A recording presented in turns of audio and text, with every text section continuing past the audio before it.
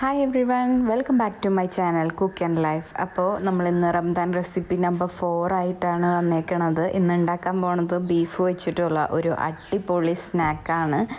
എല്ലാവരും ട്രൈ ചെയ്ത് നോക്കുക. അതുപോലെ തന്നെ നമ്മളുടെ ചാനൽ ഇനിയും സബ്സ്ക്രൈബ് ചെയ്യാൻ ബാക്കിയുള്ളവർ സബ്സ്ക്രൈബ് ചെയ്യാൻ മറക്കരുത്. അപ്പോൾ നമുക്ക് നോക്കാം എങ്ങനെയാണ് ലുക്മി ഉണ്ടാക്കണതെന്ന്. അപ്പോൾ നമ്മളുടെ ലുക്മി ഉണ്ടാക്കാനുള്ള ഇൻഗ്രീഡിയൻസ് എന്തൊക്കെയാണെന്ന് നോക്കാം. ഞാനിവിടെ ഒരു 2-3 തണ്ട് കൊറിയാണ്ടർ എടുത്തിട്ട് നല്ല ചെറുതാക്കി അരിഞ്ഞു വെച്ചിട്ടുണ്ട്. പിന്നെ 1 ടീസ്പൂൺ നമ്മളുടെ ജിഞ്ചർ ഗാർലിക് പേസ്റ്റ്, പിന്നെ ഒരു 3 ടേബിൾ സ്പൂൺ ഓയിൽ, പിന്നെ ഞാൻ ഒരു കൈ മൊത്തം ബീഫ് എടുത്തിട്ട് അത് മഞ്ഞൾപ്പൊടിയും കുരുമുളകും ഉപ്പും ഇട്ടിട്ട് നന്നായിട്ട് വേവിച്ച് അതിനൊന്ന് മിക്സിയിൽ ഗ്രൈൻഡ് ചെയ്തെടുത്തതാണിത്. പിന്നെ 2 ഗ്രീൻ ചില്ലി നന്നായി ചെറുതാക്കി അരിഞ്ഞു വെച്ചിട്ടുണ്ട്. പിന്നെ ഒരു 1.5 ഒണിയൻ, അതായത് സവാള എടുത്തിട്ട് മീഡിയം സൈസിലുള്ള സവാള എടുത്തിട്ട് ചെറുതാക്കി അരിഞ്ഞു വെച്ചിട്ടുണ്ട്. പിന്നെ ഒരു 1.5 കപ്പ് മൈദ എടുത്ത് വെച്ചിട്ടുണ്ട്. പിന്നെ നമുക്കിതിന് വേണ്ട സ്പൈസസ് എന്തൊക്കെയാണെന്ന് വെച്ച് കഴിഞ്ഞിട്ടുണ്ടെങ്കിൽ ഞാനിവിടെ ഒരു 1/4 ടീസ്പൂൺ മഞ്ഞൾപ്പൊടി എടുത്ത് വെച്ചിട്ടുണ്ട്. പിന്നെ 1/2 ടീസ്പൂൺ ഗരം മസാല, ഒരു 2 ടീസ്പൂൺ ഗ്രീൻ ചില്ലി, 1 ടീസ്പൂൺ അല്ലെങ്കിൽ 1.5 ടീസ്പൂൺ മല്ലിപ്പൊടി, പിന്നെ ആവശ്യത്തിന് ഉപ്പ്. പിന്നെ നമുക്ക് വേണ്ടതായിട്ടുള്ളത് എന്താണെന്ന് വെച്ചാൽ ആവശ്യത്തിന് നമ്മൾ മൈദ കുഴയ്ക്കാൻ ആവശ്യത്തിന് കുറച്ച് വെള്ളം കൂടി എടുത്തു വയ്ക്കാം. അപ്പോൾ നമുക്ക് നമ്മൾ ലുക്മി ഉണ്ടാക്കാൻ ആദ്യത്തെ പ്രൊസീജിയർ എന്താണെന്ന് വെച്ചാൽ നമ്മളുടെ മൈദ നന്നായിട്ട് കുഴച്ച് നമ്മൾ ചപ്പാത്തി പരുവത്തിലുള്ള ഒരു മാവ് ഉണ്ടാക്കി വെക്കണം.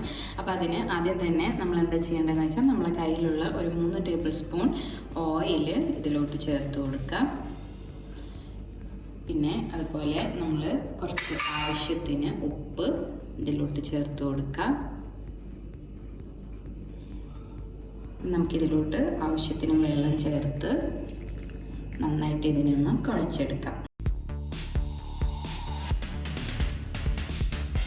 അപ്പോൾ നമ്മളുടെ മൈദപ്പൊടി ഇവിടെ നന്നായിട്ട് കുഴച്ച് വെച്ചിട്ടുണ്ട്. കണ്ടോ, ഇതാണ് നമുക്ക് വേണ്ട കൺസിസ്റ്റൻസി എന്ന് പറയുന്നത്. ഓവറായിട്ട് വെള്ളമൊന്നും ചേർക്കരുത്. അപ്പോൾ നമുക്ക് കുഴച്ച് കഴിഞ്ഞിട്ടുണ്ടെങ്കിൽ ആ ഒട്ടി പിടിച്ചുള്ള ഒരിതാണ് കിട്ടുക. കണ്ടോ, അപ്പോൾ നമുക്കിങ്ങനെ നമുക്ക് ഇഷ്ടമുള്ള രീതിയിൽ എന്താ പറയുക പരത്തിയെടുക്കാനുള്ള ആ ഒരു രൂപത്തിൽ വേണം നമ്മൾ കുഴച്ചെടുക്കാനായിട്ട്. അപ്പോൾ നമ്മൾ ഇത് മൈദമാവ് കുഴച്ചെടുത്തതിന് ശേഷം ഒരു 15 മിനിറ്റ് നമ്മളിതിനെ ഒന്ന് മൂടി വയ്ക്കാം. മൂടി വെച്ചതിന് ശേഷം ആ ഒരു ടൈമിൻ്റെ ഉള്ളിൽ നമുക്ക് നമ്മളെ ഫില്ലിങ് റെഡിയാക്കാം. അപ്പോൾ നമ്മൾ ഒരു ഫ്രൈ പാൻ വെച്ച് നല്ല മീഡിയം ഫ്ലെയിമിൽ സ്റ്റൗ ഓണാക്കാം. ഫ്രൈ പാൻ ചൂടായതിന് ശേഷം നമുക്ക് കുറച്ച് വെളിച്ചെണ്ണ ഒഴിച്ചു കൊടുക്കാം. കോക്കനട്ട് ഓയിലാണ് ഇവിടെ യൂസ് ചെയ്യുന്നത്. അപ്പോൾ നമ്മളുടെ എണ്ണയ്ക്ക് നന്നായി ചൂടായതിന് ശേഷം നമ്മൾ അരിഞ്ഞു വെച്ചിട്ടുള്ള സവാള ഇതിലോട്ട് ആഡ് ചെയ്ത് കൊടുക്കാം. നമുക്കിതിലോട്ട് കുറച്ച് ഉപ്പ് ചേർത്തിട്ട് നന്നായിട്ടൊന്ന് വഴറ്റിയെടുക്കാം.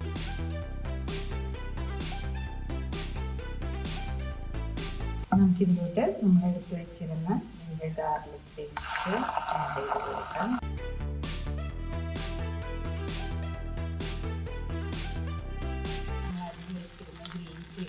ആഡ് ചെയ്ത് കൊടുക്കാം. നന്നായിട്ട് പച്ചമണം പോകുന്ന വരെ അരച്ചിട്ട്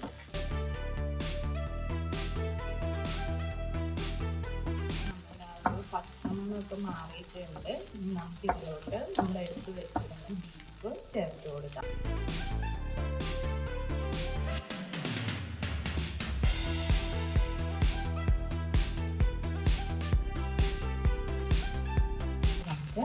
ഇതിലോട്ട് നമ്മൾ എടുത്ത് വെച്ചിരിക്കുന്ന സ്പൈസ് പൗഡേഴ്സ് ആയിട്ടുള്ള ഗ്രീൻ ചില്ലി, പിന്നെ അതുപോലെ മല്ലിപ്പൊടി, മഞ്ഞൾപ്പൊടി, ഗരം മസാല ആഡ് ചെയ്ത് കൊടുക്കാം. പിന്നെ കുറച്ച് ഉപ്പ് നന്നായിട്ട് ഇളക്കി കൊടുക്കാം. ഈ പൊടി ഇടുന്നത് നല്ലൊരു എന്താ പറയുക റോസ് സ്മെല്ല് ഉണ്ടാവും. അപ്പോൾ അത് പോണ വരെയും നന്നായിട്ട് ഇളക്കി കൊടുക്കണം. ലാസ്റ്റായിട്ട് നമ്മൾ അരിഞ്ഞ് വെച്ചേക്കണ കൊറിയാണ്ടർ ലീവ്സ് ഇതിലോട്ട് ആഡ് ചെയ്ത് കൊടുക്കാം. പിന്നെ അതുപോലെ ശ്രദ്ധിക്കാനുള്ള കാര്യം എന്താണെന്ന് വെച്ചാൽ ഞാനിതിൽ മുളക് പൊടി കുറച്ച് അധികമാണ് ഇട്ടേക്കണത്. നല്ല സ്പൈസി ആയിട്ട് ഇരിക്കാൻ വേണ്ടിയിട്ടാണ് അങ്ങനെ ചെയ്തത്. അപ്പം ഇനി നിങ്ങൾക്ക് അത്രയും വേണ്ടാന്നുണ്ടെങ്കിൽ അതിൻ്റെ അളവ് കുറയ്ക്കാം കേട്ടോ. നമ്മളുടെ ഫില്ലിങ് ഇവിടെ റെഡി ആയേക്കാണ്.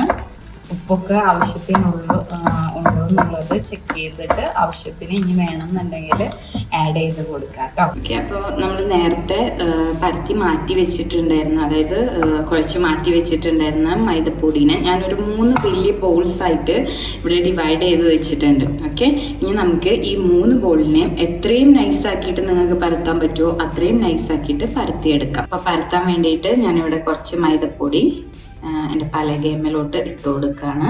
ഒരു ബോൾ എടുത്ത് വയ്ക്കുക, നന്നായിട്ട് ഇതിനെ പരത്തിയെടുക്കുക. അപ്പോൾ ഞാനിവിടെ നല്ല നൈസായിട്ട് നമ്മൾ മൈദേനെ പരത്തിയെടുത്തിട്ടുണ്ട്. നമുക്ക് ഇനി ഇതൊരു നല്ല ഷേപ്പിൽ ഇതിനൊന്ന് മുറിച്ചെടുക്കണം.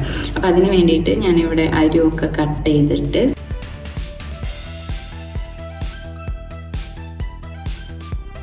ഞാനിവിടെ ഒരു സ്ക്വയർ ഷേപ്പിൽ കട്ട് ചെയ്ത് വെച്ചിട്ടുണ്ട്.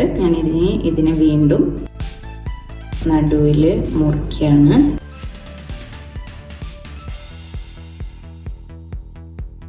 നമ്മളിവിടെ ഇങ്ങനെ മുറിച്ച് വെച്ചതിന് ശേഷം നമ്മളുടെ നേരത്തെ ഉണ്ടാക്കി വെച്ചിരുന്ന മസാല കുറച്ചെടുത്തിട്ട് ഓരോന്നിൻ്റെയും സെൻറ്ററിലായിട്ട് വെച്ചു കൊടുക്കാം.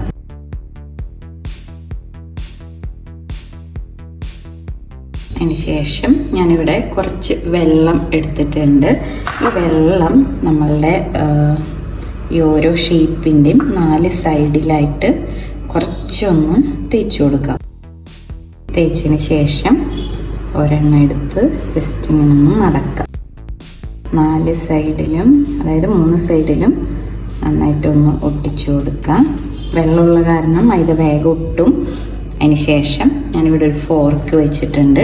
ഈ ഫോർക്ക് വെച്ചിട്ട് ഈ അറ്റം ഭാഗം ജസ്റ്റ് ഒന്നൊരു ഡിസൈനിന് വേണ്ടിയിട്ട് നമുക്ക് ഒന്ന് പ്രസ് ചെയ്ത് കൊടുക്കാം. ഇങ്ങനെ നമുക്ക് നമ്മളുടെ എല്ലാ ലുക്മിയും ഡിസൈൻ ചെയ്ത് പൊരിച്ചെടുക്കാം. അപ്പോൾ നമ്മളുടെ ആദ്യത്തെ സെറ്റ് ലുക്മി ഞാനിവിടെ സെറ്റാക്കി വെച്ചിട്ടുണ്ട്. നമുക്കിനി ഇതൊന്ന് പൊരിക്കാം. അപ്പോൾ നമ്മൾ ഒരു ചീൻചട്ടി വെച്ച് അതിലോട്ട് ആവശ്യത്തിന് വെളിച്ചെണ്ണ ഒഴിച്ചതിന് ശേഷം നമുക്കിതൊന്ന് പൊരിക്കാനിട്ട് കൊടുക്കാം.